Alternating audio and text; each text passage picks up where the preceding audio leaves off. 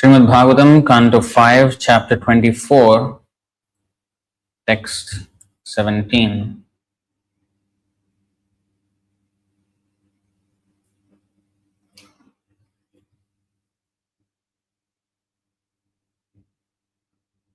ततोऽधस्ताद्वितले हरो भगवान् हाटकेश्वरः स्वपार्षदभूतगणावृतः प्रजापतिसर्गोपबृंहणाय भवो भवान्या सह मिथुनीभूत आस्ते यतः प्रवृत्ता सरित्प्रवरा हाटकी नाम भवयोर्वीर्येण यत्र चित्रभानुर्मातरिश्वना समिध्यमान ओजसा पिबति तन्निष्ठ्यूतं हाटकाख्यं सुवर्णं भूषणेनासुरेन्द्रावरोधेषु पुरुषाः सह पुरुषीभिर्धारयन्ति।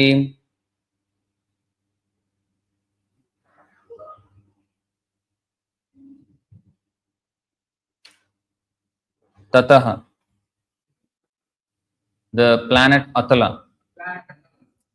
adhastat, beneath, vitale, on the planet. I think this is wrong. On the planet Vitala. It's not on the planet. Haraha, Lord Shiva, Bhagavan, the most powerful personality. Hatakeshwara, the master of gold. Swaparshada, by his own associates. Bhutagana, who are ghostly living beings. Avritaha, surrounded. Prajapati Sarga, of the creation of Lord Brahma. Upabrahmanaya, to increase the population. Bhavaha, Lord Shiva. Bhavanyasaha, with his wife Bhavani. Mithuni Bhutaha, being united in sex. Aste, remains. Yataha, from that planet Vitala. Pravritta, being emanated. Sarit Pravara, the great river. Hataki, Hataki. Nama, named. Bhavayoho Viryena, due to the semen and ovum of Lord Shiva and Bhavani. Yatra, where. Chitrabhanu, the fire god. Matarishvana, by the wind. Samidhyamana, being brightly inflamed. You know, when you see Matarishvana, does it remind you of any verse? Matarishva, Ishopanishad. I think 4. Ishopanishad 4. Samidhyamana, being brightly inflamed. Ojasa, with great strength. Pibati. Huh? Not Pibati. Pibati. Again, it's not Pibati. Pibati. Drinks. Tat, that. Nishthyutam, spit out with a hissing sound. Hataka Akhyam, named Hataka. Suvarnam, gold. Bhushanena, by different types of ornaments. Asura Indra, of the great Asuras. Avarodheshu, in the homes. Purushaha, the males. Saha, with. Purushibhi, their wives and women. Dharayanti, where. Translation and purport by His Divine Grace A.C. Bhaktivedanta Swami Srila Prabhupada Ki Jai. The Veda base is not opening for some reason. Translation. The next planet below Atala is Vitala, wherein Lord Shiva, who is known as the master of gold mines, lives with his personal associates, the ghosts and similar living entities. Lord Shiva, as the progenitor, engages in sex with Bhavani, the progenitress, to produce living entities, and from the mixture of their vital fluid, the river named Hataki is generated. When fire being made to blaze with the wind drinks of this river and then sizzles and spits it out, it produces gold called Hataka. The demons who live on that planet with their wives decorate themselves with various ornaments made from that gold, and thus they live there very happily.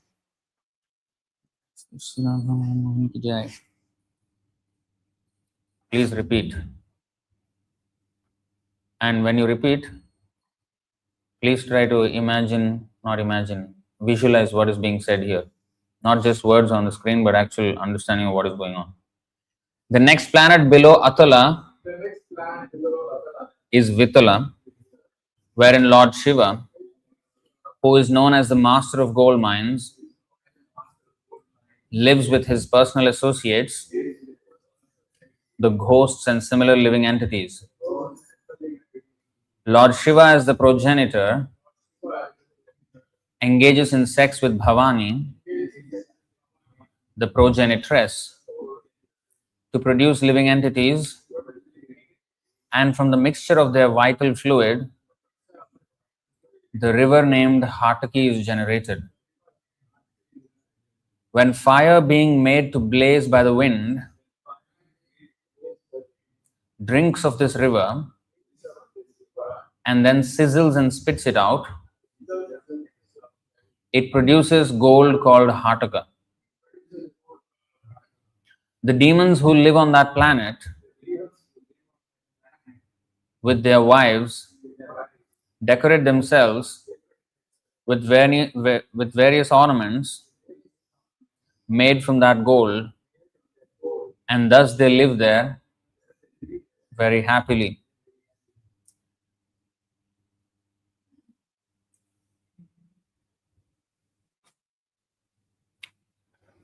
Purport. It appears that when Bhava and Bhavani, Lord Shiva and his wife, unite sexually, the emulsification of their secretions creates a chemical which, when heated by fire, can produce gold. It is said that the alchemists of the medieval age tried to prepare gold from base metal. And Srila Sanatana Goswami also states that when bell metal is treated with mercury, it can produce gold.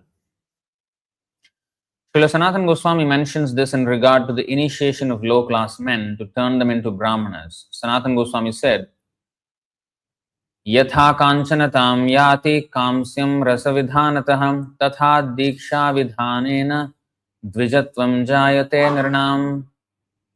As one can transform kansa or bell metal into gold by treating it with mercury, one can also turn a low-born man into a brahmana by initiating him properly into Vaishnava activities.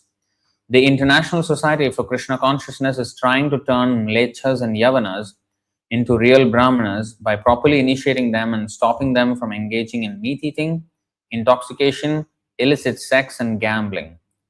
One who stops these four principles of sinful activity and chants the Hare Krishna Maha Mantra can certainly become a pure brahmana through the process of bona fide initiation as suggested by Srila Sanatana Goswami.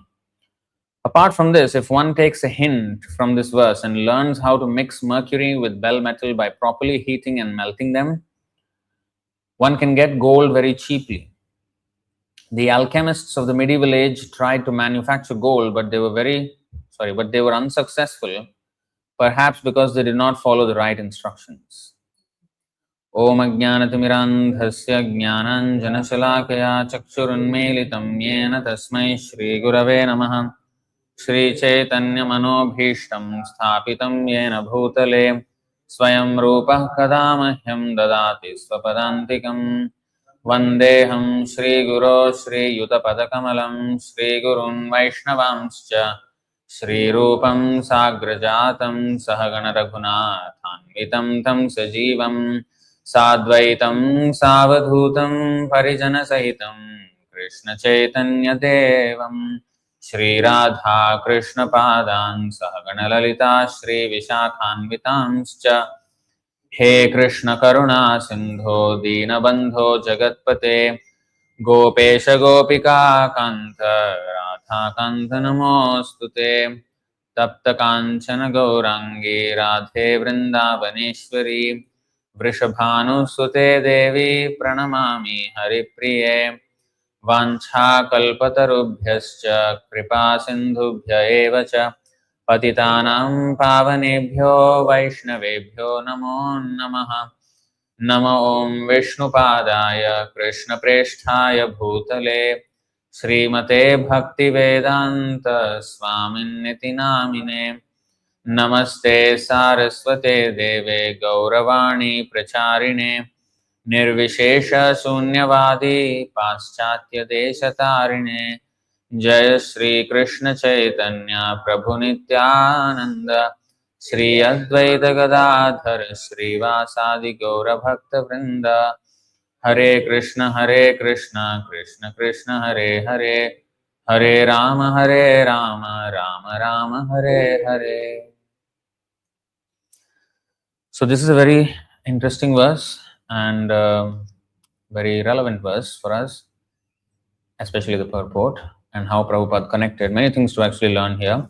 But just before we do that, I wanted to go to 15, which you did, 15 and 16, where the mention of Sudarshan was there. When I did in the last week about Sudarshan and how Sudarshan means also, Darshan means philosophy, and Sudarshan means the correct philosophy, and how our Krishna conscious philosophy, Bhagavat philosophy, is the right darshan, Vedanta darshan. And Bhaktisiddhanta Saraswati Thakur said, when the kudharma, kudarshana, ku means bad, su means good. Kudarshana means bad vision or bad philosophy, because through philosophy we can see. It's like through Krishna conscious philosophy, Shastra Chakshusha. So, because of philosophy, we can see something which we cannot see with our naked eye. But if the philosophy is wrong, then it can be defective. But when it is right, then our vision is perfect, because we are putting on the spectacles of Shastra Chakshu. So therefore it is called darshan. Philosophy is called darshan. So kudarshana means bad philosophy, bad processes, bad everything. So Bhaktisiddhanta Saraswati Thakur said, without tearing apart all kudarshana, with the help of Sudarshana, we cannot have Bhagavad Darshan. So in the 5:24:14, of course that will, oh yeah, this is not the Vedabase. Okay, so in the 5:24:14, which we did last week, actually it is describing eclipse of Rahu and everything, but we explained it in a different way, about how the wrong philosophies, deviant philosophies. Okay, let's see the translation. Is it this? Sudarshan Chakra. No, 13. I think 13 and 14, I think, were what we did there.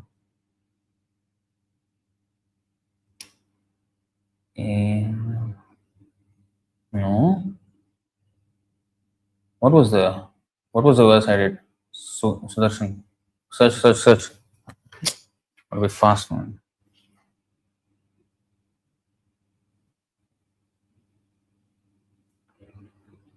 Why I cannot find? Huh? What? What are you talking? 524.3. Oh, wow. That's a long way back. Okay. So in 524.3,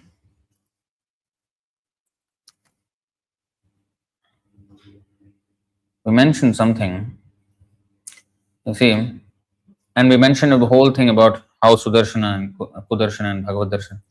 So prayuktam Sudarshanam nama Bhagavatam daitam astram tat tejasa durvishaham muhu parivartamanam abhyavasthito muhurtam udvijamanas chakita hridaya aradeva nivartate tad uparagamiti vadanti lokaha. So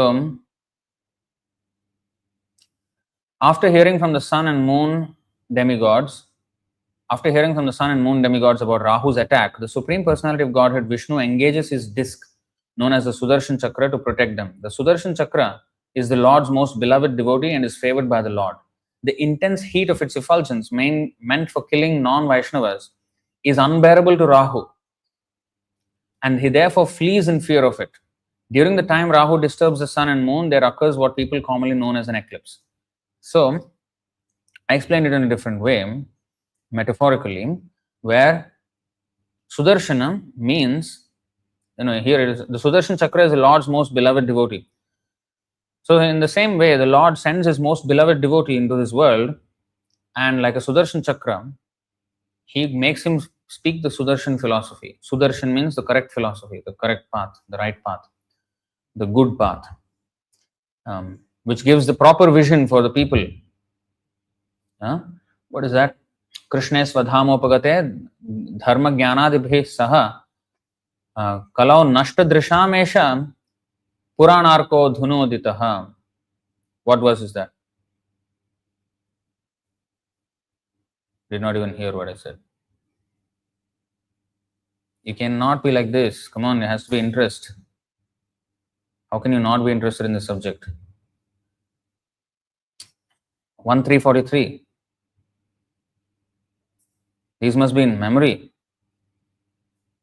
In many temples in ISKCON, brahmacharis means there are 400 slokas of Bhagavatam one must memorize. Minimum. There are, there is Bhagavat Ratnamala book. 400 slokas. Yeah, there are two books for Bhagavatam. First canto to sixth canto and 7th to 12th canto. So 200 verses. 400 verses are there.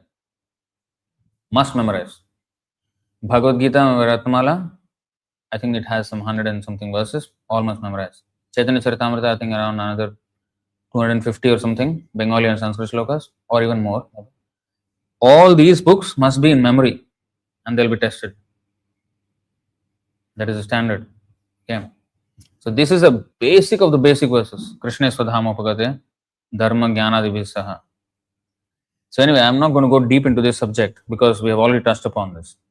So the most beloved devotee sometimes is sent by Krishna into this world as an acharya, and he presents the Sudarshan philosophy, which enables us to see the Lord, to actually have Bhagavad Darshana. And the intense heat of its effulgence, meant for killing non-Vaishnavas, is unbearable to Rahu, and Rahu eclipses the sun and moon, right? So similarly, these rascals, philosophers and yogis and gurus and babas, they come and try to eclipse the real philosophy, the real God, and they themselves try to present themselves as God. Although they are not as bright as the sun, they're dark like Rahu. So then the Sudarshan philosophy, you see here, the intense heat of its effulgence, meant for killing non-Vaishnavas, is unbearable to Rahu. So similarly, our preaching of the correct philosophy should be so forceful, like the Sudarshan disc, that it should, the intolerable heat. Like for example, you see our Zakir Naik video, Gaur Gopal video, our Sadguru, that short, all these high virality. Why? Because intense heat. And it should kill the non-Vaishnavas here, meant for killing non-Vaishnavas. So similarly, our philosophy should kill the non-atheistic philosophy. It should kill. It should not be just like, you also exist, I also exist. You atheistic philosophy also exist. Our Sudarshan philosophy and Kudarshan philosophy side by side exist. No. Sudarshan philosophy should destroy the Kudarshan philosophy. Haribol.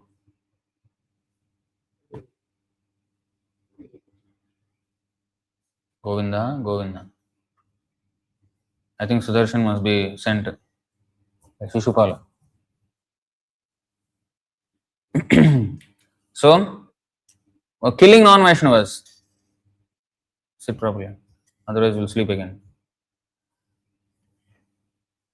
So, our preaching should be like that. You should be awake because this is very important for preachers. Our preaching must be like the intense heat of the Sudarshan Chakra. And people should feel the heat of their preaching. And heat means it will be exposing the rascals. It will be. And it will upset people. I am actually reading that current chapter in the Bhaktisiddhanta Saraswati Thakur's book. And I want to do a seminar on that. A series of seminars on that. The revolutionary preacher of the truth. That's the chapter right now. Oh, it is complete like this. Full of heat. Full of heat. How to preach strongly. And there are a lot of gems in that chapter. We should do a total separate class on that. Not just one class. Actually, it will take a few, maybe 3 classes like that. It will take for us to completely cover that. So the intense heat is meant for killing Vaishnavas, unbearable to Rahu, and therefore he flees in fear of it. So even there is eclipse of such dharmasya glani, when the dharma becomes glani, becomes a little bit minimized or covered by this Rahu-like philosophies and rascals. That's why Bhaktisiddhanta Saraswati Thakur said Putana. What did he say? What did he say? What did who say? Talk about what? You heard the word Putana. So pay attention. Putana, he said, Putana we must. So what is the thing about Putana? Until Putana was killed, Kansa did not know where Krishna was. Right? He asked Putana, what was Putana's mission? What was Putana's mission? Huh? Yes. Kill all the children in the kingdom within the last, I think 10 days or 3 months, whatever. I keep forgetting that date, that timeline. So he said, kill everyone, because which of this is Krishna, we don't know. Just kill everyone. That was her mission. But then she tried. She killed a lot of babies like that. And then she came to Gokul, Vrindavan. And then there, she was killed by Krishna. That's when Kansa knew, oh, this is where Krishna is. After that, every demon was sent to the same place. Because he knew the Krishna's whereabouts already. So similarly, Krishna philosophy, which is non-different from Krishna, people will not know where it is. People will not know where Krishna philosophy is or what is Krishna's philosophy until Putana-like philosophies are killed. So that means our philosophy, our preaching should be smash the nonsense. Then only people will notice, oh, these people are different. Because otherwise, we'll speak about Krishna and another Baba is also speaking about Krishna. Everybody is speaking about everything is okay, all are good, all Sant Baba, everything okay. This kind of nonsense, we cannot be lumped in with others. After we did that Sadhguru shot, millions of views that one. But, there was one famous YouTuber, string channel, Vinod. So he was mentioning, because he thought ISKCON did it. Then ISKCON clarified, no, we don't do this kind of stuff. We are not so, we are very sadhus. We don't do this kind of stuff. So, no, this is ISKCON. Then he knew, this Vinod knew. Later on in one more podcast, he said, ISKCON don't do this. ISKCON, these ISKCON people. He mentioned ISKCON, popular YouTuber. That's how we must be known. Our whereabouts, we are so small. Like Krishna was so baby. Our ISKCON is a baby, in a baby status now. We need to grow. We need to grow worldwide. We need to be the biggest movement in the world. We will get there by Prabhupada's mercy. But now we are like a baby. But you see, our whereabouts are known. He will think of ISKCON, Sri Ravi Shankar, Vivekananda, Sadhguru, all like, all sant, all same. ISKM is different. These are rascals. We want that distinction. We want that distinction. We don't want to be lumped around with these people. We want to be known as Sudarshan people. We don't want to be lumped in with the Kudarshan people. Okay, our heat must be felt. People will not like it. There will be contentiousness. There will be controversy. Doesn't matter. We should embrace it. We should embrace it. As much as the Sudarshan Chakra will produce heat, it will also produce light. And the light will disseminate all the darkness or vanquish all the darkness. And we should embrace that. He said, in fact, Madhvacharya, in that chapter of Bhaktisiddhanta Saraswati Thakur, there is one footnote. Madhvacharya, in his commentary on the Ishopanishad, Haribol, no fire, heat is not there. Put some heat, gas, bring some gas there. Madhvacharya said, if a person is preaching wrong philosophy, if the devotee does not smash him, he will go to a darker hell than the person who is propagating that bad philosophy.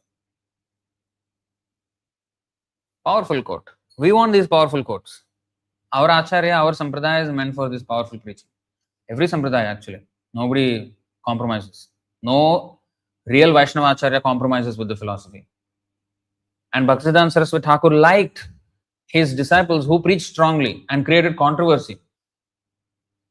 People were upset. There was one program, I think in Bangladesh. Bhaktisiddhanta Saraswati Thakur was in India. And that time it was all Bharat only. East Bengal, West Bengal. So he went there and did preaching. And he upset the people there, public. Very angry.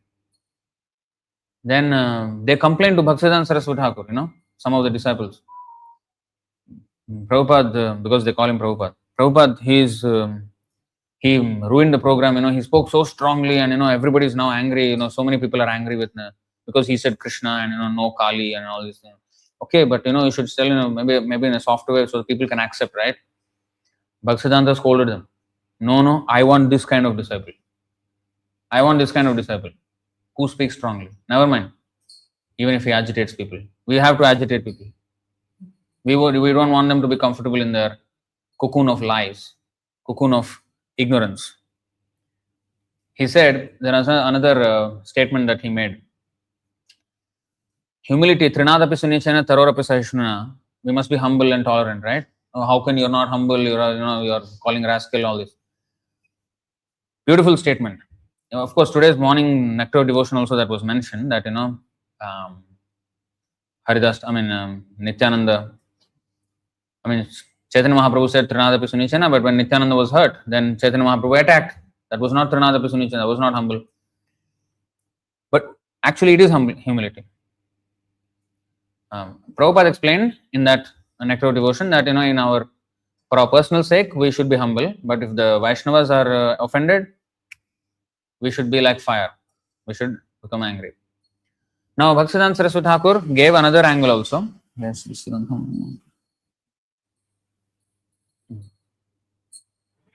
learn this meaning of Trinadapi Sunichana. Here, pay attention here. What are you doing? If you are feeling sleepy, stand up. I don't want you to sitting and sleeping there in the class. I cannot handle that. So, Bhaktisiddhanta Saraswati Thakur said, what is real humility? What is real humility? Humility means we should be so humble to the truth. Who is the truth? Who is the truth? Hello? Who is the truth? Why? Absolute truth. Satyam param dhimahi. Om namo bhagavate vasudevaya. Okay. The absolute truth, Krishna. We must be so submissive to the truth, Trinadapi Sunichana, that we cannot tolerate. We should not tolerate anything that is untruth or attack on the truth. So our humility should be that I will always bow down to the truth. Because if I bow down to the untruth by being, humble, they are preaching wrong philosophy, never mind, you exist, we exist. If you are humble there, that means I am not humble to the truth. I am humble to the untruth. That's not Trinadapi Sunichana. That's why he said Trinadapi Sunichana should be to propagate the cause of the truth, not to what is that? Go against the cause of the truth. The Trinadapi Sunicana should be in the service of the propagation of the truth, not in the desistance of it or resistance of it, something like that. He used the word. So that is the thing. Our humility should be to Krishna. Krishna said, I am the only Supreme Personality of Godhead. You know, we printed a book, Why Worship Only Krishna? Controversial title. People think, oh, this is controversy. You know, in fact, some of our devotees also had this idea. So they called me up and said, Prabhu, is this necessary? Maybe we can put in a software because nobody will buy like this, you know, the book title like that. No, never mind, we will keep like that because we want to be distinct. Then, of course, we need to promote that book even more now. But we want to be like that because actually that is humility. That is not trying to instigate something. That is actual humility. Krishna said, Mamekam. Then why we cannot say only Krishna? We should say that. So, like that we should be. So in this case, Sudarshan, I did not. After the class, I forgot about these verses. Then I was just searching in the Vedabase about Sudarshan, everything about Sudarshan. Then I found these verses of Ambarish Maharaj, Durvasa Muni, that story.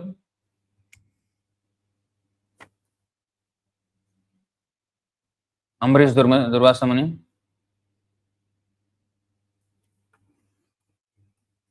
No, I stand up.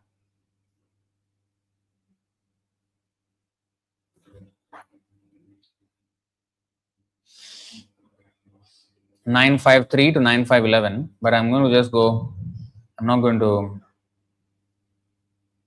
Only important words I will show in the Sanskrit. You see, Maharaj Ambarish said, "O Sudarshan Chakra." When Sudarshan Chakra came to attack Durvasa Muni, Ambarish Maharaj offered his prayers to Sudarshan, and very nicely they are there. Explanation. O Sudarshan Chakra, you are fire, you are the most powerful sun, and you are the moon and the master of luminaries. You are water, earth, sky, air, 5 sense objects, sound, touch, form, taste, and smell, and you are the senses also. Okay.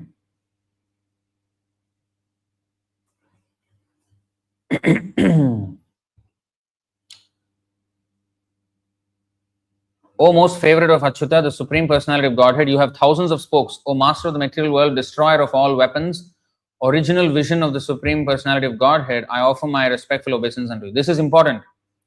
What is that? Original vision of the Supreme Personality of Godhead. That means the Sudarshana philosophy, the good philosophy, the correct philosophy, is the original vision of the Lord. So if we take that vision, Shastra Chakshusha means what? We are adopting the vision that the Lord is having. How the Lord sees it, we are seeing it. That is Sudarshan. So the original vision of the Lord, of the Krishna, and it is the destroyer of all weapons. It is actually that's why it's called Shastra. Astra means weapon. Shastra means Shas Dhatu. The root word is Shas. Shas means to control. Shastra means the weapon to control the people. For those who do not listen, like constitution is also Shastra. There are laws. It is to control the population so that there will be order. But when people do not follow, then Astra must be used. When Shastra cannot be used, Astra must be used to control. Danda. Lathi charge. So Shastra and Astra. So Kshatriya, Brahmanas, they control the people. Control means not control and abuse them, but control means to direct them towards God consciousness. They do it by propagation of Shastra. They teach Shastra to people. And the Kshatriyas, they do the same thing by Astra. Of course, they construct temples, they organize many things, but also if anybody transgresses the rule, the Astra will be used to punish. Shastrapani pradandayan nirjitya parasainyadi kshitim dharmena palayet. Kshatriyo hi prajarakshan shastrapani pradandayan. You know that? Parashar Smriti, in the 232 Bhagavad Gita purport,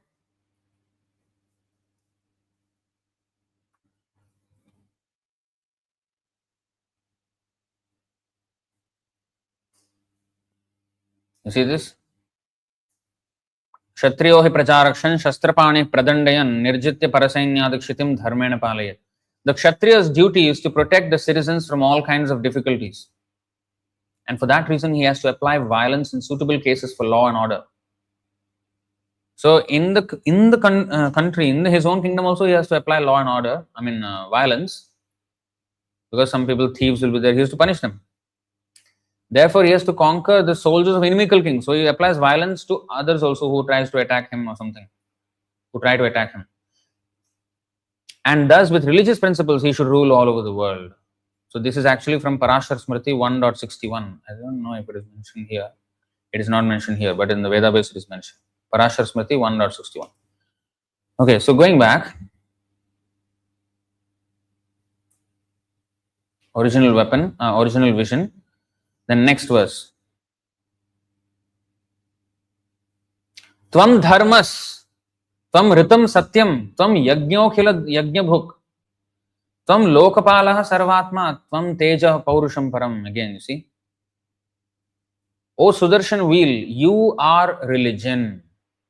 Dharmam tu sakshat bhagavat pranitam. The philosophy given by Krishna, the codes of instructions given by Krishna is dharmam.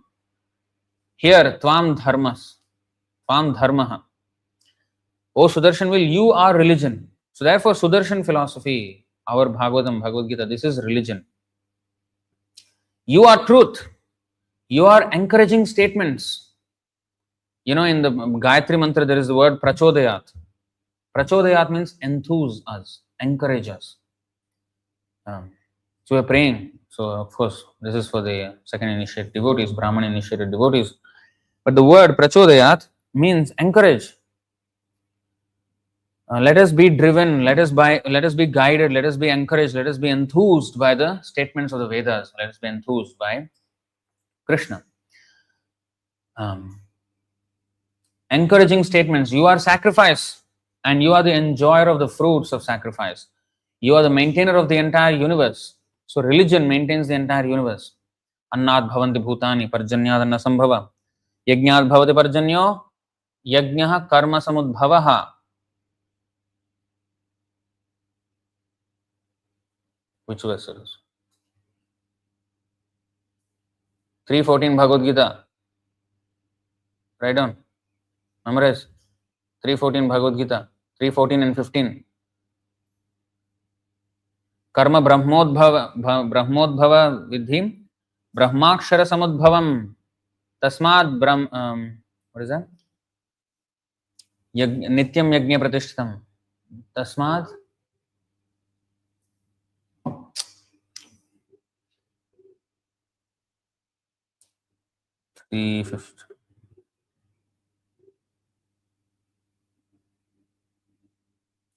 Tasmat sarvagatam brahma nityam yajne pratishtitam.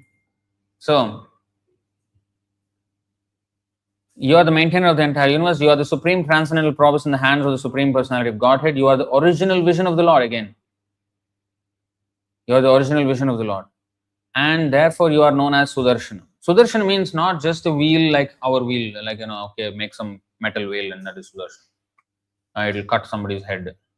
So it is a Sudarshan means all this, how subtle, how spiritual, how it will cut also, it is blazing also, it is religion also.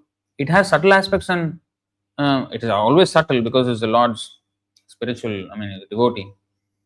But you see, we should understand Sudarshan in all its fullness, not just in one aspect that it is a razor sharp disc. No, it is all these things. So you may think, how can it be all? How can a disc be religion? How can a disc be truth? How can a disc be encouraging statements? What are you talking about? Yes, it is. Yes, it is. So that's what we should understand. Spiritual means it's more than just what we can imagine immediately with our senses. It is more subtle. It is more rich than what we can experience. Everything has been created by your activities, and therefore you're all pervading. Okay. You see, the word Sudarshana means auspicious vision. Sudarshana. Okay. Now next, this is very important verse 956 and 957. 957 is even more. Namah sunabha kila dharma setave. Actually, this is very nice. Namah sunabha khila dharma setave hya dharma shila sura dhuma ketave trailokya gopaya vishuddha varchase manojavaya adbhuta karmane grine. It's very rhyming also. Dhuma ketave. Dhuma ketu means what? Anybody knows? Huh? Yes. Comet. Dhumaketum iva kimapi karalam. Does it ring any bell? Nothing. Dashavatara Stotra. Kalki. Dhumaketum iva kimapi karalam. Last avatar. Mlecha nivaha nijane. What is it? Mlecha nivaha nidhane karayasi karavalam. Dhumaketum iva kimapi karalam. Dhumaketu means comet. Comet is actually, why it is said comet? Why is Kalki compared to a comet? Because astrologically, comet is an inauspicious sign. If you see a comet in the sky, something inauspicious is going to happen. It's a ill omen that something bad is going to happen if you see a comet in the sky. So, Dhumaketum iva kimapi karalam. So for the Mlechas, Mlecha nivaha nidhane karayasi karavalam. So for the Mlechas, he was like a Dhumaketu. He was like a comet because he's going to destroy them. All the meat eaters, all the non-devotees, destroy them.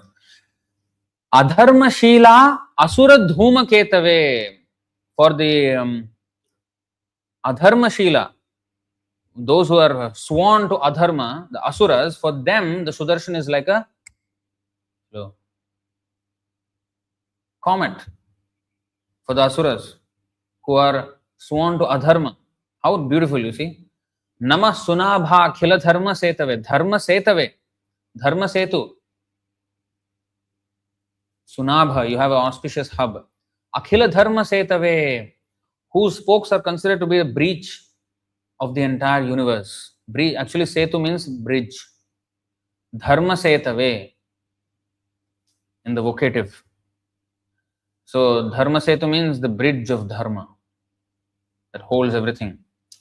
Adharma Shila, who are irreligious, Asura of the demons, Dhumaketave, unto you who are like the fire or an inauspicious comet. See, inauspicious comet. Trailokya Gopaya Vishuddha Varchase Manah Javaya Adbhuta Karmane Grine. O Sudarshana, you have a very auspicious hub and therefore you are the upholder of all religion. Upholder, it's like a bridge upholds us, right? Above the waters. Like that, we are upheld by the dharmic principles, which is the Sudarshana. Dharma Setave. So we can cross over the ocean of nescience, ocean of ignorance. Oh gosh, Krishna, Krishna. You are just like an inauspicious comet for the irreligious demons. Indeed, you are the maintainer of the three worlds. You are full of transcendental effulgence. You are as quick as the mind. And you are able to work wonders. I can simply utter the word Namaha, offering all obeisances unto you. See, it's a nice prayer to Sudarshan. So when you're dressing Jagannath, Sudarshan, you can say this prayer. And meditate on the meaning also. Don't say prayer and some magical sound only. Meaning. Without meaning, it's useless sound. It is called Namakshara Bahirai Bate Namakabhu Noy. That means it is just the akshara of the Nam, but not the Nam. The Nam or the mantra is not a combination of letters, but it is the meaning that is conveyed by the combination of letters. So Bhaktivinoda Thakur, in fact Jagadananda Pandit in the Prema Vivarta, he said, Asadhu sange bhai Krishna nama nahi hoy. Namakshar bahirai, but a nama kabhu noy. He says, when we chant with offenses, what we are chanting is only the nama akshara. The alphabets of the holy name are being chanted, but not the name. The name is not being chanted. The name is Krishna himself. But the name, just like when we are dressing the deity, it is said, Archa Vishnu Shiladhir. If we consider the deity to be stone, that is offensive. But if we don't understand that the deity is non-different from Krishna, or at least theoretical accept in the beginning, then all we see is stone. Just like all we see is the akshara of the holy name, but not the name. That's why people ask, how come, I'm chanting so many years, not much change is happening? Because we are chanting Namakshara and not the Nama. Namakshara Bahirai. It is coming out Namakshara only, not Nama. Now here, Tvat Tejasa Dharmamayena Samhritam. You see, Tvat Tejasa Dharmamayena Samhritam. Tamah Prakashascha Drisho Mahatmanam Duratyayaste Mahima Giram Pate Tvadrupametat Sadasad Paravaram. O master of speech. What? Master of speech. Giram Pate. Giram means speech. How? See, Sudarśana is master of speech. Because with correct philosophy, we become master of speech actually. Is that not? So by your effulgence, full of religious principles, again, by your effulgence, full of religious principles, Dharma Mayena. Dharma Mayena means made of Dharma. It is made of Dharma. Sudarśana is made of Dharma. The darkness of the world is dissipated. Just like Puranarko Adhunoditaha, Kalon Nashtadrishamesha. The darkness of the world is dissipated, and the knowledge of learned persons or great souls, Mahatmanam, is manifested. Hey, stand. I don't want to interrupt. Next time, stand. Indeed, no one can surpass your effulgence, for all things manifested and unmanifested, gross and subtle, superior and inferior, are but various forms of you that are manifested by your effulgence. So you can go on and read the rest of the thing until 11. I'm not going to go through that. Today's verse, I just want to touch a few points there, because there are many important points in that also. Let's go back to until 11th verse. This is 957 until 9511. 953 to 9511 are the prayers to Sudarśana Chakra. That means 9 verses, right? Yeah, 9 verses. 5, 24, 17.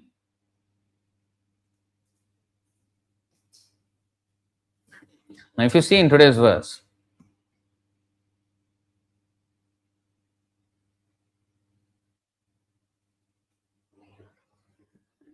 Hataki.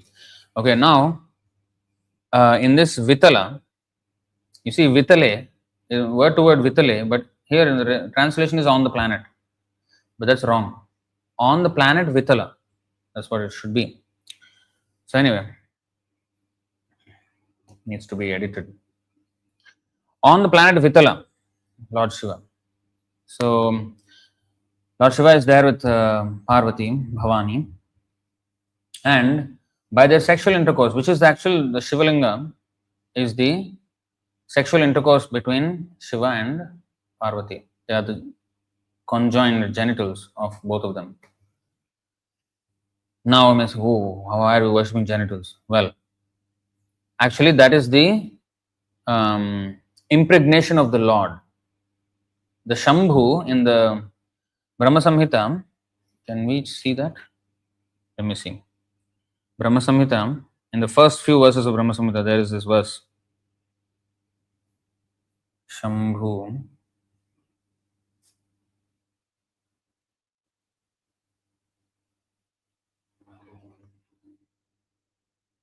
Hmm. 5.8 Brahma Samhita.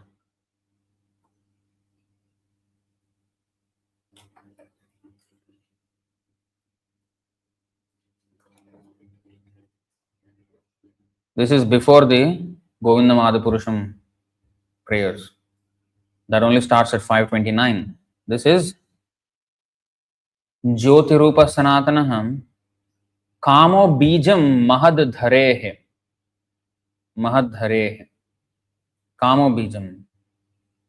You see? Okay, let's see this.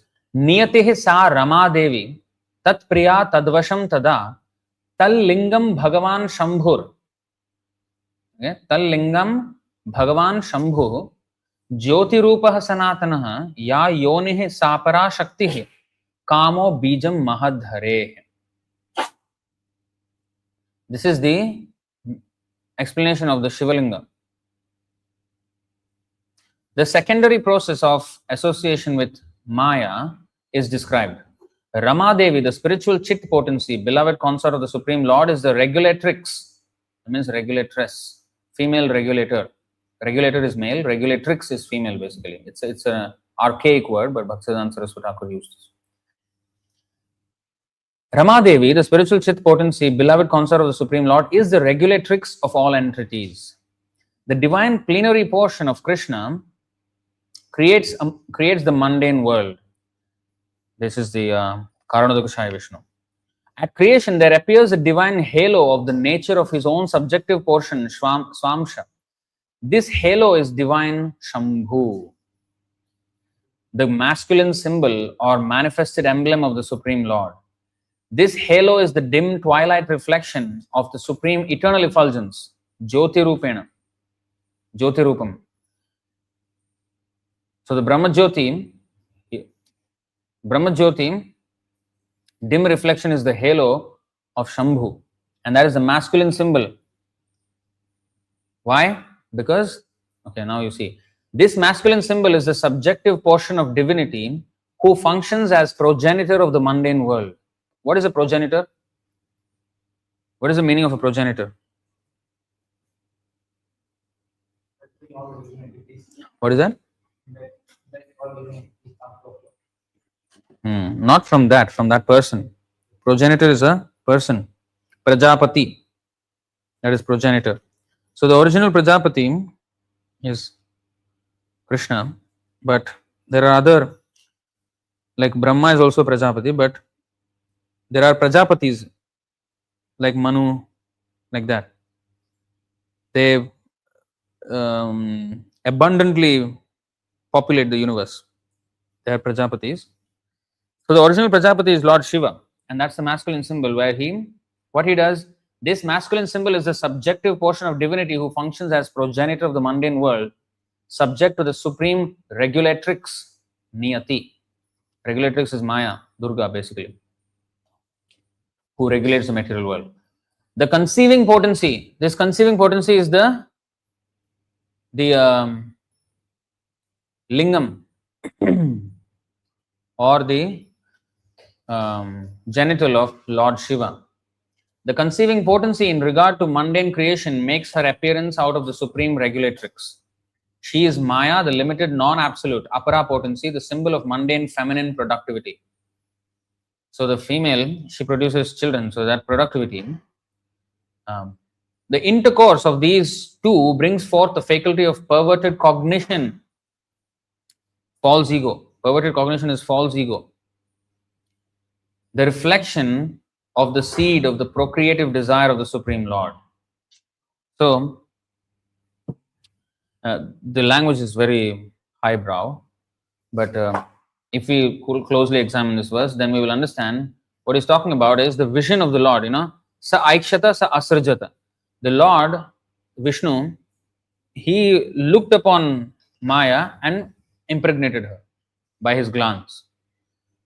But that glance is actually Lord Shiva. That glance is Lord Shiva, Shambhu, who is Jyotirupam, Tallingam, Bhagavan Shambhu. So he is the one who impregnates Durga. And that impregnation is the Shivalinga, the conjoined genitals of Shiva and Parvati. So, although, like in today's verse, there is mentioned that they have sexual intercourse and then there is a fluid that comes because there is sexual secretions, man and woman. But In the case of Shambhu, Lord Shiva and Parvati, we should not just think, oh, it is something, how come Bhagavatam is discussing this kind of subject in a very, very detailed way and with full, there's a fluid and that is a river now. And then how come that is, auspicious? And then how come gold is coming out from it? And like, it's quite disgusting. People may think like this, when they're not devotees. We should not think about the Supreme Lord or such great controllers like Lord Shiva, Lord Brahma, as us. Of course, here also there is use, there is purpose for sex life to beget nice children and make them into nice devotees. Only in Grihastha that too. But when Lord Shiva and Parvati do this, let's go back to that verse so that we know what we're talking about. Prajapati Sarga. So you see, the next planet known as below Atala is Vitala, wherein Lord Shiva, who is known as the master of gold mines, lives with his personal associates, the ghosts and similar other living entities. Lord Shiva as the progenitor, Prajapati Sarga. Sarga means also the class. You know that? Varga, Sarga, the series. Pavarga, Papabhama, the series. So Lord Shiva as the progenitor engages in sex with Bhavani, the progenitress, to produce living entities, and from the mixture of their vital fluid. Why is it called vital fluid? Because actually the semen, it's the concentrated blood. It is concentrated blood. One drop of semen is about 64 drops of blood. So it is very, very concentrated blood. There are 7 child, bone marrow and all these things. And the most concentrated form of blood is semen. I think in the women is the secretion, the ovum. So that is also formed from the finest blood. It's a lot of blood in one mixture, in one drop. So you should silent in the class time. It shouldn't be like that.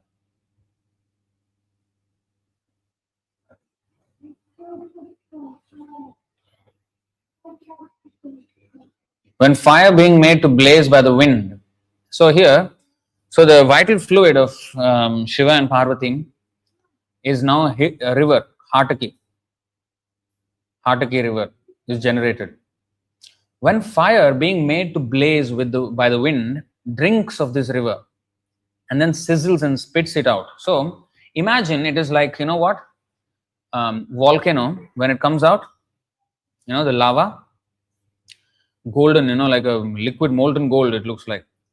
And then if it touches water, it sizzles. Like, if you hot oil, if you sprinkle some water, what will happen? Like that, sizzling. So if you do that,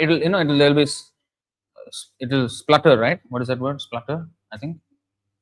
Splatter, whatever. Not spark. What? No, when the water jumps out like that. Suppose hot oil is there.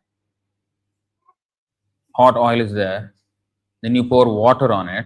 What will happen? What will happen? What will happen? What? Huh? Will come out. What will come out? Huh? Wire will come out. Can you speak up? I cannot hear you. Oil. Oil, yeah. So oil and water, so that is what it is. So it sizzles and spits it out. So something like that happens when the fire comes and touches this Hataki, this fluid. And then there's sizzling and then it produces gold called Hataka. And the Lord Shiva is called Hatakeshwar. This word in this verse is meant Hatakeshwar, master of gold mines. In fact, it is said that Mohini Murti, when she came, when he released his semen, all this happened in front of Durga Devi, Bhavani. It is embarrassing that he is attracted to some other woman and relieves semen in front of his wife. But in this case, it was not embarrassing because it was a matter of pride for Shiva, because here is the Supreme Lord, not just ordinary woman. Otherwise, even Parvati, the most beautiful woman in the world, in the universe, could not agitate him. When he was doing meditation, she touched his genitals once to bring him out of the meditation. Even in the mind, he did not flinch. There was no disturbance even in his mind. So that control he is, Dhira therefore is called Lord Shiva, the master of masculinity. And he became uncontrollable when Mohini Murti came. So that is how beautiful Krishna is when he adopted a female form. Now, when he released the semen, one drop or a few drops fell on earth in Ujjain. Ujjain, Ujjain? Ujjain in Madhya Pradesh is a very holy place, especially for Lord Shiva followers. But it's also Vaishnava things are also there, but primarily for Lord Shiva. And there is gold mines. So it is mentioned that semen actually fell in Ujjain and became gold. So gold mines were formed. So we can understand that this vital fluid from Lord Shiva, Hataka, produces gold. Now, an important point here Prabhupada is making, it is not connected with the verse, but it is connected in one sense, because here from the fluid gold was produced with fire. So Prabhupada catches that point in the purport. He catches that point that so in this planet there is a liquid Hataka, which is if touched by fire it becomes gold. So gold can be produced by a alchemical process. Alchemy means it's a little bit different than chemistry. It's a little more mystic, a little more than what ordinary chemistry can do. Alchemy. So in the medieval times, that means in the 14th, 15th, 16th century, that time, they were trying to do some alchemy. They were trying to produce gold by a combination of things. They could not do it. But there is a Vedic procedure to produce gold, even in this planet. Apparently, if bell metal, I don't know what exactly is bell metal. Maybe it's an alloy of what, I don't know. Bell metal, if it is treated with mercury in the proper way, it can become gold. And Sanatana Goswami uses this example for Dīkṣā. You know that? Huh? What is that? In the purport, Prabhupada mentions, this one. Yatha kanchanatam yati kamsim rasa vidhanataha. Why did he use gold in the case of Dīkṣā? What is the meaning? How did he use the gold in the Dīkṣā? In the context of Dīkṣā?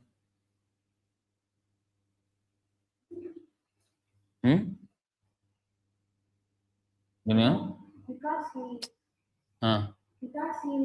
concept that devotee world First class. That is the point. So we should understand. That is the point. Very good.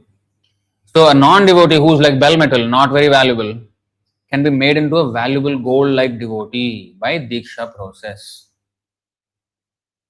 Yatha kanchanatam yati kamsim rasa vidhanataha tatha Dīkṣā vidhanena dvijatvam jayate nranam. So as one can transform kamsa or bell metal into gold by treating it with mercury, one can also turn a low-born man into a brahmana by initiating him properly into Vaishnava activities. And Dīkṣā is not just the ceremony. Don't mistake Dīkṣā to be just the ceremony. Oh, the fire, I sat there, I initiated now. Initiation, you know what initiation means actually? You know what is initiation? It is the Guru Krishna Prasadapaya Bhaktilata Bij. When you initiate a crop in a farm, in a field, you sow the seed. That's what initiation means. Then you initiate the whole process of growing and cultivating. Then you have to do a lot of other things as well for it to get the right harvest, right? What do we want? In an agriculturist, a farmer, he wants the harvest. He's not happy when the seed is sown. His anxiety starts when the seed is sown. He now hopes there will be rain, there will not be any pests, I have to take care of so many things now. The conditions have to be proper. Everything he has to do. Fencing so that animals won't come and eat. Right? Bugs don't come and eat, rats don't eat. He has to take care of so much. His anxiety starts when the seed is sown. His happiness is only when? When is his happiness? What am I talking about? What am I talking about? So what is when he will be happy? Array, when he gets the fruit now. And tell it now. What is so difficult? Why are you not answering? When the final harvest comes, that's when he is happy. That's why there is a festival. Now it's Makara Sankranti. This is a harvest festival. There is no festival when the seed is sown. There is no festival when the seed is sown. Festival is when the harvest is there. Similarly, we should harvest. What we should harvest? Mali hoya, no, the fruit of love of God. That is the harvest. You know, Bhaktisiddhanta Saraswati Thakur was mentioning, if a person has to become not a person, if our movement has to grow, every devotee must read and contemplate and reread Chaitanya Charitamrita Adilila chapter 9. He said. I was wondering, wow. Immediately I stopped reading the book, went to chapter 9 and read the whole chapter. Beautiful, actually. There only that Bharata Bhumita Manusya Janma Hoilajar is from that 941 Adi. In that it's beautiful, very nicely Chaitanya Mahaprabhu said, I am the gardener, but who? There are so many fruits of love of Godhead. How many can I eat? How many can I carry? How many can I distribute? I want help. So he's asking us to actually distribute the fruits of love of Godhead. So every Saturday when I see the fruits coming here, everybody is. So I think of this verse where actually we are fruit vendors. We are actually fruit vendors because we are distributing the fruit of love of Godhead. Each book is ecstasy of Prabhupada. It's a fruit, which is a mature fruit which can instill love of Godhead. Just like a fruit has many seeds, right? Fruit has many seeds. So similarly, this book, when he reads, the seed of bhakti will be planted in his heart. And how many other people read that book? The seed will be planted in his heart. So these are the fruits. Actually, these books are the fruits. We are fruit vendors. Fruits of love of God. So he was mentioning very nicely. So that fruit, that harvest, love of God, that's when we can really enjoy. So when devotees think that, oh, I'm initiated, now I'm saved. No, you're not saved. Your anxiety will start now. Now you have to Shravan Kirtan, everything properly. And then finally get prema, that's when love of Godhead fruit comes. That's what the Chaitanya Charitamrita 19th chapter as well. So one should not be complacent when one takes Dīkṣā. The process of Dīkṣā means sowing the seed and watering it. Sechan. Sechan means to water by Shravan Kirtan and Archana, everything by service. Shravan Kirtan is a fundamental. If we do that right, everything else will become right. Because if there is no Shravan and Kirtan, then we may do, for example, Arati. We may do sweeping, mopping. But there is no contemplation, there is no depth in our mind. In our contemplation, in our thought process, there is no depth. We should have depth in our contemplation. We should be philosophers. Kavi, one of the 26 qualities of a devotee is Kavi. Kavi means what? Kavi Arasa. Think of Kavis here, sitting. Kavi means what? Poet and also philosopher. One must be a philosopher. So philosophy means we must contemplate. Introspective sage, munehe, pashato munehe. Introspective sage, pashato munehe means why did Prabhupada translate it as introspective sage? Let's see.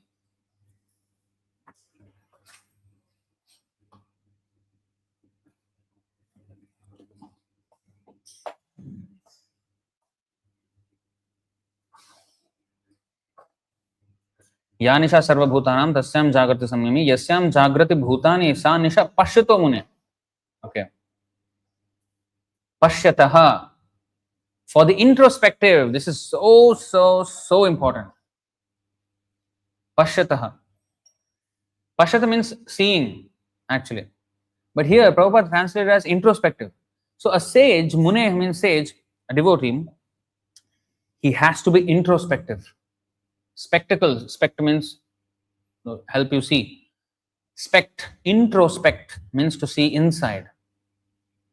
So what is introspection actually? What do you understand by the word introspection? Like what idea comes to your mind when you hear the word introspection? Seeing inside means. Yeah. Analyze what? No. Look at ourselves. Analyze ourselves. Introspect ourselves. Am I becoming a good devotee? When we see introspective sage, am I actually introspective? Do I understand? When I have a problem, do I actually understand about it? Do I contemplate about it? Or these prayers, for example, every day we are chanting, am I contemplative? And if I contemplate on the prayers, what will happen? Why did I create the Strengthening Foundation series? Because if we contemplate on those prayers, we can introspect ourselves. We can look at ourselves, because it is easy to look at, oh, this person is doing that person is doing this one. We can easily see the faults of others, but we cannot see our own faults. The person who can see his own faults is the best fault finder. Is the most gifted fault finder, because he can see fault with himself. And when we see faults with ourselves, that's when we will start to improve, because we will put in work to improve ourselves. Introspective sage. Very important point. All right.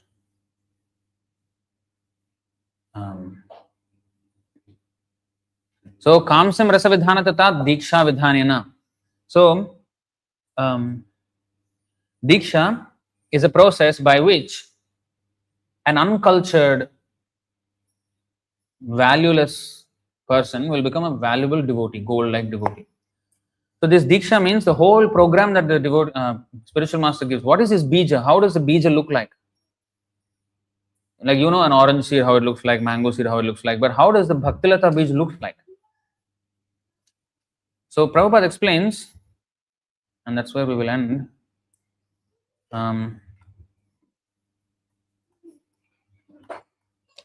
149, right? Is it 49? No, 151.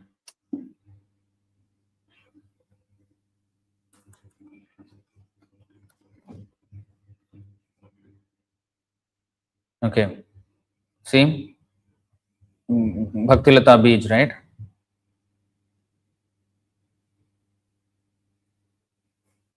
In this, Prabhupada gives, what is the Bhaktilata bij?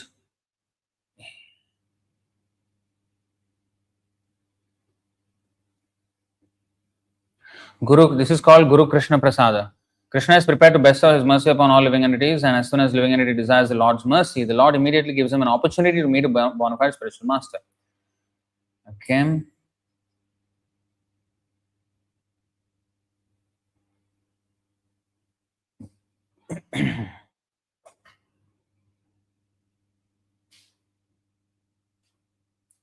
Karma bija, I think, let me...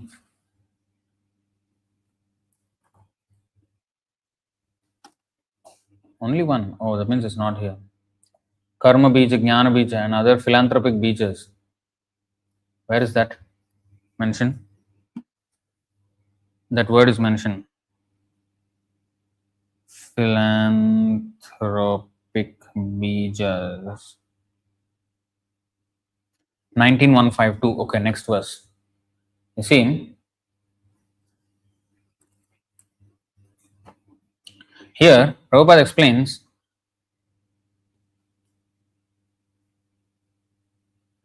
in this purport, first line is very important. To live with devotees or to live in a temple means to associate with the Shravana Kirtana process. Otherwise, we are not living in temple. If I am living in temple but I am not doing the Shravan Kirtan, I'm not living in temple. I'm in Maya. Sometimes neophyte devotees, so all this is there. Now I want to show this point. This is called Anyabhilashita. So this Bhaktilata Bij is received. This is the thing. Bhaktilata Bij means the seed of devotional service. Everything has an original cause or seed. For any idea, program, plan, or device, there is first of all the contemplation of the plan. And that is called the Bij or seed. What is the seed? What is the seed?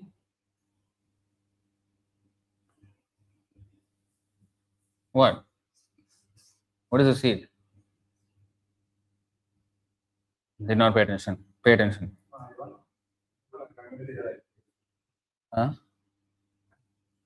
For any idea, program, plan, or device, there is first of all the contemplation of the plan, thinking of it.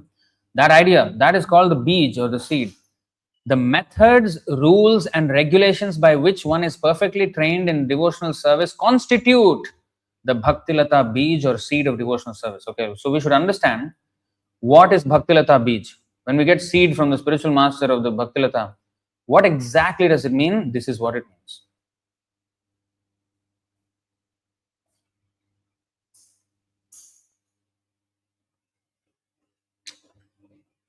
Okay, never mind.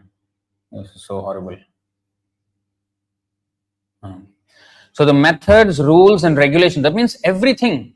The hearing, chanting, Krishna Prasad we must take, and then we should go out, book distribution and preach, make devotees, organize festivals, all this deity worship, everything included, cooking, the methods, rules, and regulations by which one, so the whole program with which we can be trained in devotional service constitute the Bhaktilata Bij or seed of devotional service. Okay. So then we have to water that. By hearing and chanting, what happens? Then all our services will become enlivened. Our sweeping also will become very meditative. When you sweep, you can think of the Chaitanya Mahaprabhu's Mandira, Gundicha Marjan Leela, how he was sweeping the Gundicha temple and how what instructions he was giving. What does this sweeping actually mean? How to sweep the heart? How exactly to sweep the heart? What is the dust that is in the heart? So everything is very, actually very deep Leela, just to cleaning of the temple only. But we should be going into that depth. So that is proper devotional consciousness, introspection. So okay, I think I'll stop it there. So if anything, the last point will be that we should notice how Prabhupada took out a point which wasn't the most essential point in the description of the Vitala planet, but which is very relevant for us because initiation, that gold, he took that alchemical process and expanded on it, a related topic. So notice how Prabhupada is explaining. So when you give lectures, you can notice how we can expand on this, expand on a topic, how Prabhupada is doing it. All right, I'll stop it there. Any questions or comments? Yes, Prabhupada.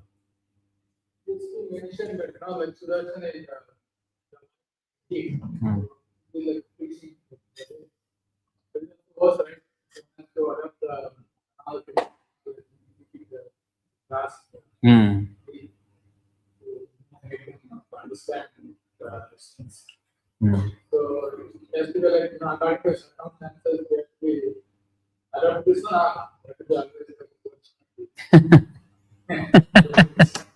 So okay, for those who are online, I will repeat the question.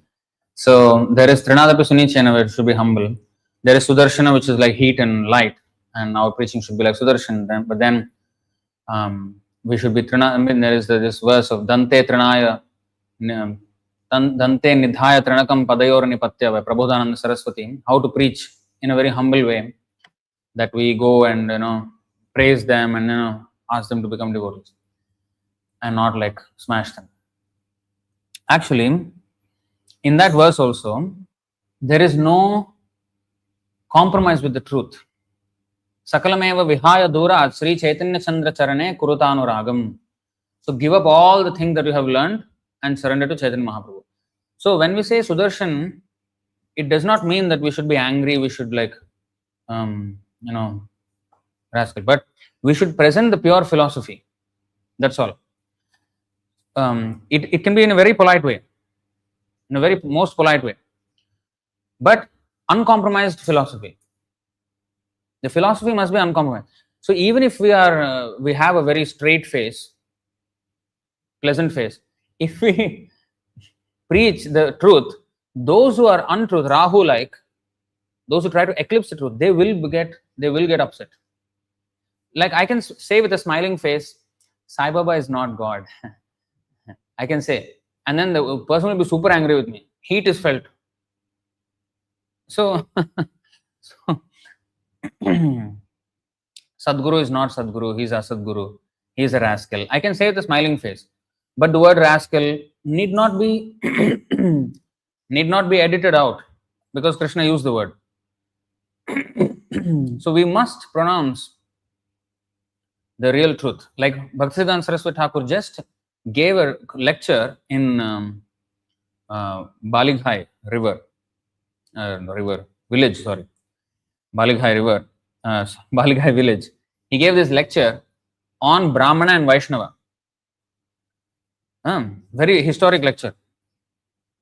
And he did not put on an angry face. He just, with a very simple, very cool face, he described Brahmanas, he glorified them like anything. Every Brahmana, all the Smartha Brahmanas were so happy. Oh, we also don't know these many shlokas are there in Shastra, glorifying us. Very happy, very good. After that, he started next half of the lecture. When I say lecture, it is 3 days. Yeah. So, next half of the lecture is Vaishnavas. How much more greater than Brahmanas Vaishnavas are?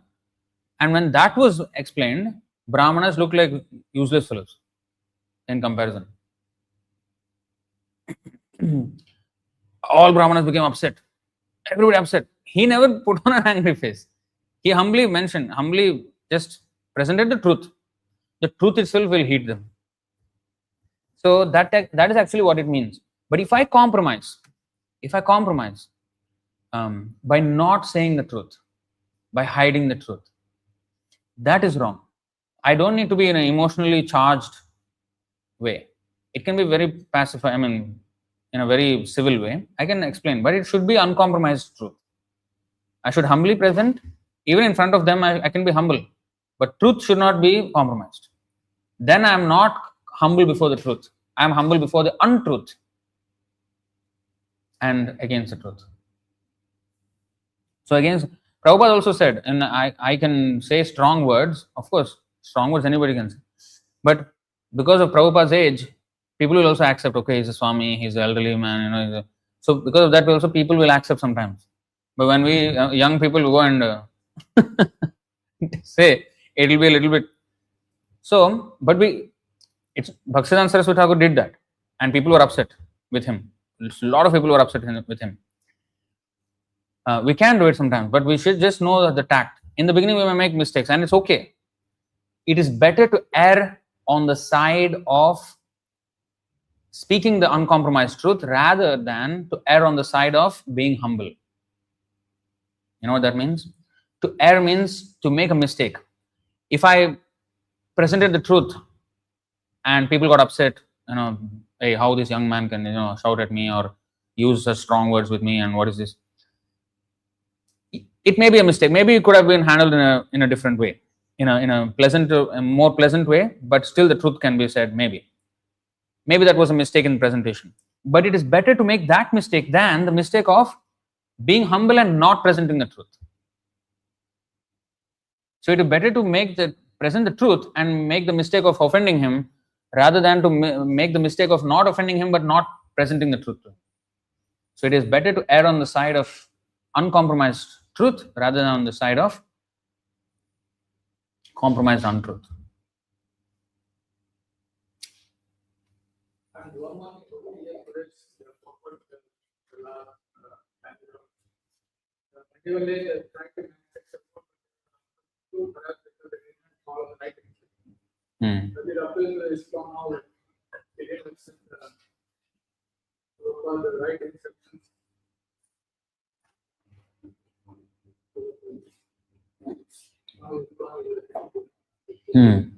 Prabhupada was actually trying, explain that in a physical sense. Like actually people tried that before to make gold.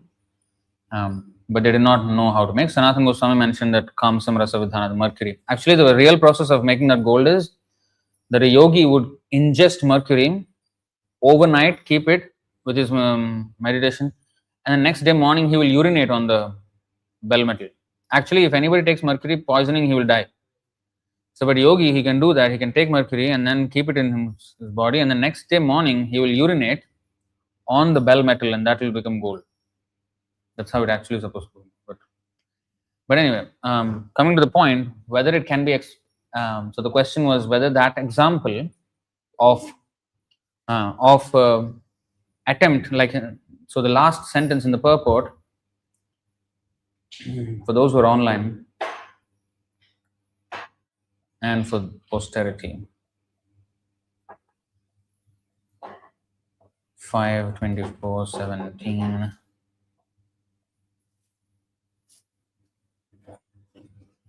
What? Oh.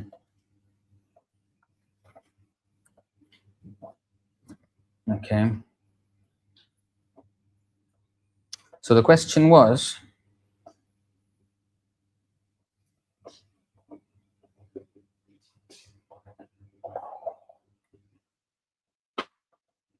apart from this, if one takes a hint from this verse and learns how to mix mercury and bell metal properly, by properly heating them and melting them, one can get gold very cheaply. The alchemists of the medieval age tried to manufacture gold, but they were unsuccessful, perhaps because they did not follow the right instructions. So Pavaneshwar Prabhu was asking the question, can this sentence be applied to ISKCON? They are trying to manufacture gold, unsuccessful.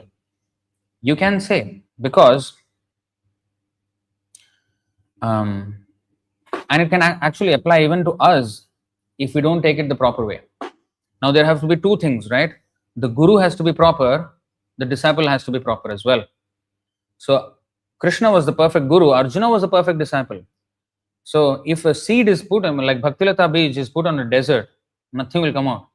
So if the disciple is like a desert heart, you sow the seed also, it won't fructify into it, won't germinate and fructify into anything. So the disciple also should be just like a man and woman. If the man is potent and the woman is not fertile, there will not be pregnancy. So similarly, or if the man is impotent and the woman is fertile, also no pregnancy. Impotent, infertile, also no pregnancy. But if both are potent and fertile, then pregnancy. So similarly, the gold-like devotee may not come out if either of the conditions fail. If the guru is not bona fide, but if the disciple is bona fide, but if the guru is not bona fide, cannot work. If the disciple is not bona fide, if the guru is bona fide, because if one may say, Prabhupada could create gold-like devotees, but why his all the disciples fell down like this and so badly?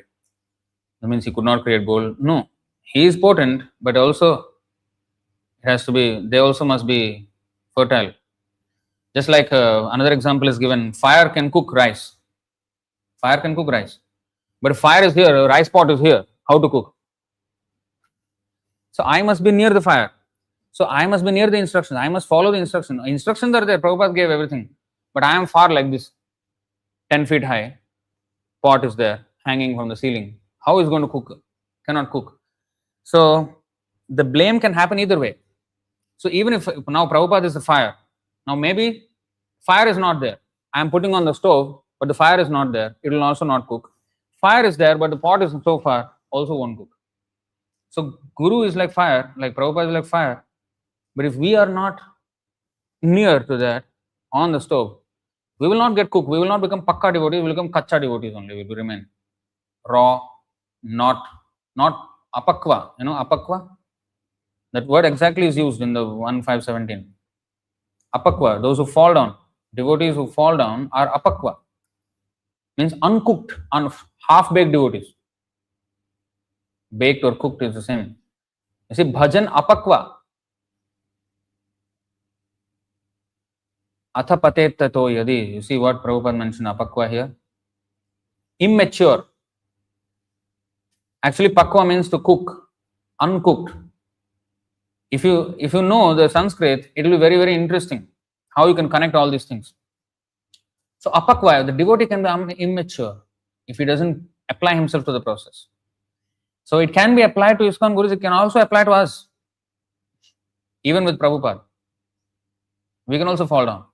And some people in ISKCON, actually what you see, in ISKCON, some are better than others. Not all are equally fallen, right?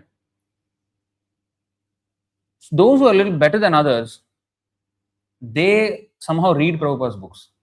Those who read Prabhupada's books, even when they're in ISKCON, whatever advancement they're making is because of the Prabhupada connection, not because of anything else. Because of Prabhupada connection. That's why they're getting anything. We cannot deny that some are making some advancement. But that is only because they are connected to Prabhupada books. But others are not. So if in the Prabhupada movement, if we don't connect ourselves to Prabhupada books, saying only Prabhupada, Jai Prabhupada and jumping, but Prabhupada books were not, then we cannot, it's not an immunity. Oh, I am Ritvik, so I am immune to fall down. No. So it can happen to gold, cannot happen. The devotee will not become gold in both ways. Anything else?